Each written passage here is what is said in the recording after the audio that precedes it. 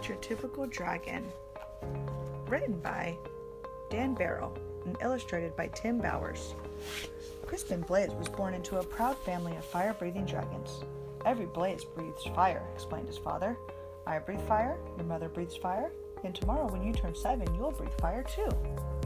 The little dragon imagined of all the forests he would burn down. He dreamed of all the castles he would destroy. He also considered boiling water to make tea, but he didn't tell his father that.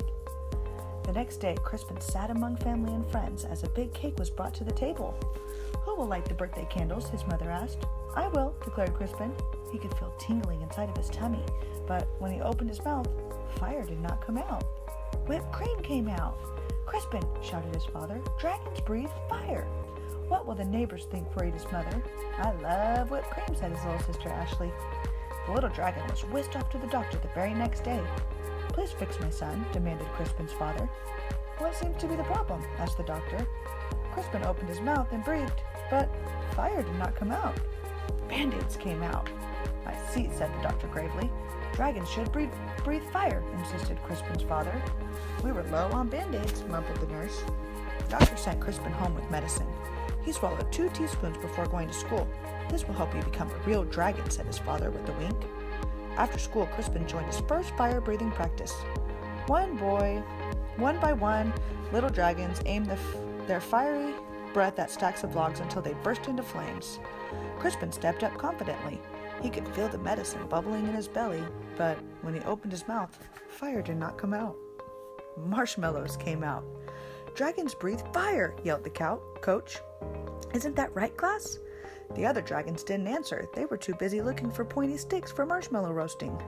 I guess I'm not a real dragon, Crispin thought. He worried that his family would be disappointed, so he ran away from home.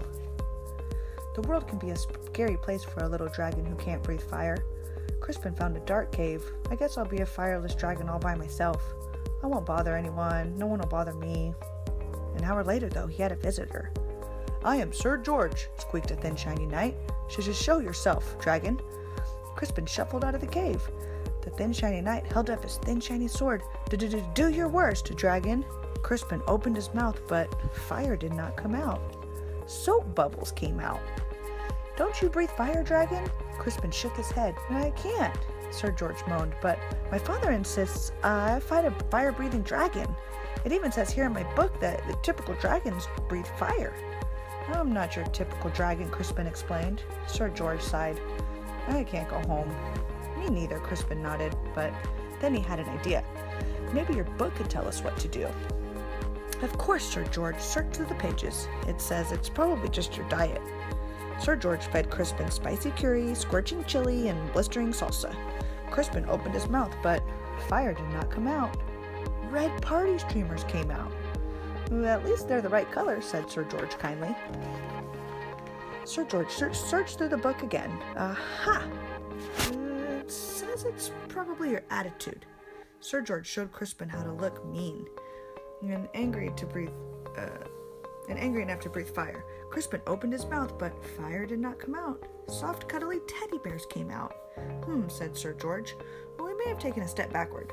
It's no use, Crispin sighed. I'm just not your typical dragon. But Sir George was not ready to give up. Aha, the book says. You're too stressed. Sir George made Crispin close his eyes while he described a quiet, relaxing day at the ocean. Do you feel calm? Now imagine 100 shiny knights attacking you. Crispin opened his mouth, but fire did not come out. Beach balls came out. Well, that's just plain weird. Secretly, Sir George was glad that Crispin couldn't breathe fire. He liked the little dragon and didn't want to fight him. Crispin liked the shiny knight, too, but he missed his parents. Sir George, it's getting dark. I want to go home. The shiny knight patted him on the back. Don't worry, little dragon. I'll take you. Crispin's parents were relieved when he arrived home safely. Sir George was about to say goodbye when he heard a shout. There you are, boy. Why on earth are you playing with fire-breathing dragon? He's my friend, father, whispered Sir George. And besides, he doesn't breathe fire. A dragon that doesn't breathe fire? That's the silliest thing I've ever heard, the shiny man laughed. Crispin's father stormed out of the house. My son is not silly. He may not breathe fire, but I certainly do. Crispin's father let out a powerful spray of flames. Do your worst, dragon, declared the shiny man. But then the flames scorched the lawn. That's enough, honey, said Crispin's mother. The flames signed the fence. You've made your point, dear. Now stop showing off, she scolded. Crispin's father panicked. I can't stop breathing fire. You'll burn the house down, cried his mother. You'll burn down the neighborhood. Dragons came running from all directions. They all knew how to start fires, but nobody knew how to stop them. Crispin suddenly felt a tingling inside of his tummy. He felt a bubbling inside of his belly. He breathed, but fire did not come out. Okay, now, everybody, if you want to know what happens next, you're going to have to go out and read this book. That's it.